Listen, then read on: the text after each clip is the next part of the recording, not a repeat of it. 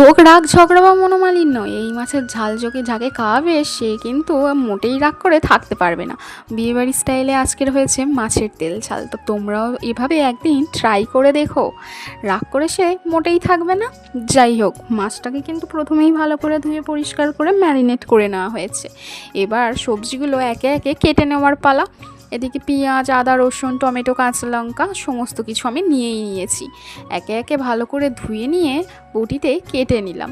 তোমরাও কি এভাবে মাছ রান্না করো সেটা কিন্তু আমাকে কমেন্টে জানাতে ভুলবে না। মাছের রাজা রুই, আর আজ আমি করব রুই মাছেরই তেল ঝাল। তো তোমরা কী রকম লাগলো তোমাদের ভিডিও সেটা কিন্তু কমেন্ট সেকশানে জানাতে ভুললে হবে না। দেখো, ধনে পাতাগুলো কিন্তু আমি একে একে ছাড়িয়ে নিলাম, যেগুলো একটু খারাপ পাতা ছিল সেগুলো ফেলে দিলাম, তারপর ছোট ছোট করে কুচিয়ে নিলাম। এভাবে কিন্তু আমার সমস্ত আনাজ কাটা একদমই হয়ে গিয়েছে। এবার শিলনোড়ায় মশলাটা বেটে নেওয়ার পালা। প্রথমেই রসুনটা আমার ভালো করে বেটে দিল, আর তারপরে দেবে এবারে আদা আর জিরেটা বেটে একসঙ্গেই বাটি, কিন্তু আজকের ভাবলাম একটু আলাদা করেই বাটা যাক। তারপর দিয়ে দিলাম কাঁচা লঙ্কা বাটা, সাথে আমি দেবো একটু রাঁধুনি, দিয়ে কাঁচা লঙ্কার সাথে রাঁধুনিটা একসাথে ভালো করে বেটে নিলাম। কড়াই এবার দিয়ে দিলাম তেলটা গরম করতে, কারণ মাছগুলো তো ছেড়ে ভাজতে হবে, কি বলো? তো একে একে কিন্তু গরম তেলে মাছগুলো ছেড়ে দিলাম। আর এই গরমে রান্না করতে গিয়ে আমার যা নাজেহাল অবস্থা তার বলে বোঝানোর জন্য অপেক্ষা রাখে না। তাই ভাবলাম একটু ড্যান্স করে নেওয়া যাক। তো তারপরে দিয়ে দিলাম আবারও তেলের উপর মাছ।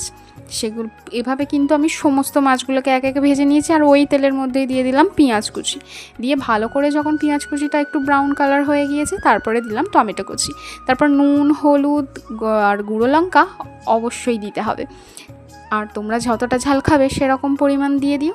তারপর দিলাম রসুন বাটা, সেটা নেড়ে চেড়ে দিয়ে দিলাম কাঁচা লঙ্কার রাঁধুনি বাটা।